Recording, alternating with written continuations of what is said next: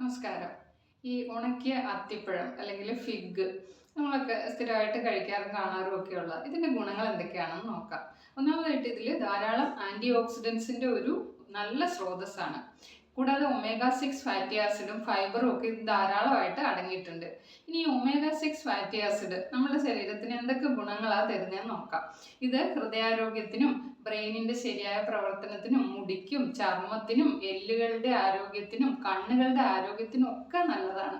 കൂടാതെ സ്ത്രീകളിൽ ഈ ഓവുലേഷനൊക്കെ ഇൻഡ്യൂസ് ചെയ്യാൻ, അതുപോലെ തന്നെ യൂട്രസിലേക്ക് ബ്ലഡ് ഫ്ലോ ഒക്കെ കൂട്ടാനൊക്കെ ഈ ഒമേഗ 6 ഫാറ്റി ആസിഡ് സഹായിക്കുന്നുണ്ട്.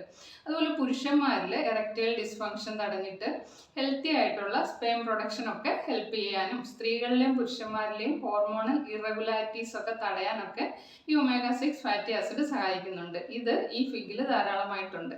അതുകൊണ്ട് തന്നെ ഈ ഫിഗ് ഡെയിലി കഴിക്കുന്നത് നല്ലതാണ്. കൂടാതെ ഈ calcium, magnesium, copper, potassium, vitamin K ഒക്കെ ഇതിൽ ധാരാളമായിട്ട് അടങ്ങിയിട്ടുണ്ട്.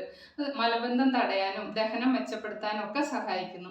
കുടലിലെ നല്ല ബാക്ടീരിയകളുടെ വളർച്ചയ്ക്കും അസിഡിറ്റി ഒക്കെ തടഞ്ഞിട്ട് ദഹനക്കേടൊക്കെ മാറ്റിയിട്ട് ഇങ്ങനെയുള്ള പ്രശ്നങ്ങളൊക്കെ പരിഹരിച്ച് കുടലിൻ്റെ ആരോഗ്യവും സംരക്ഷിക്കുന്നു.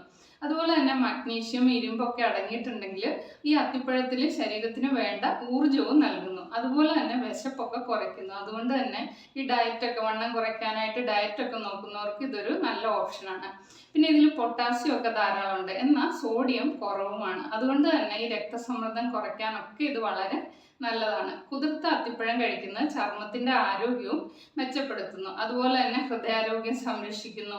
അതുപോലെ ഉണക്ക അത്തിപ്പഴത്തിൽ കാൽഷ്യവും ഫോസ്ഫറസും ഒക്കെ അടങ്ങിയിരിക്കുന്നതിനാൽ എല്ലുകളുടെ ആരോഗ്യമൊക്കെ മെച്ചപ്പെടുത്തുന്നു.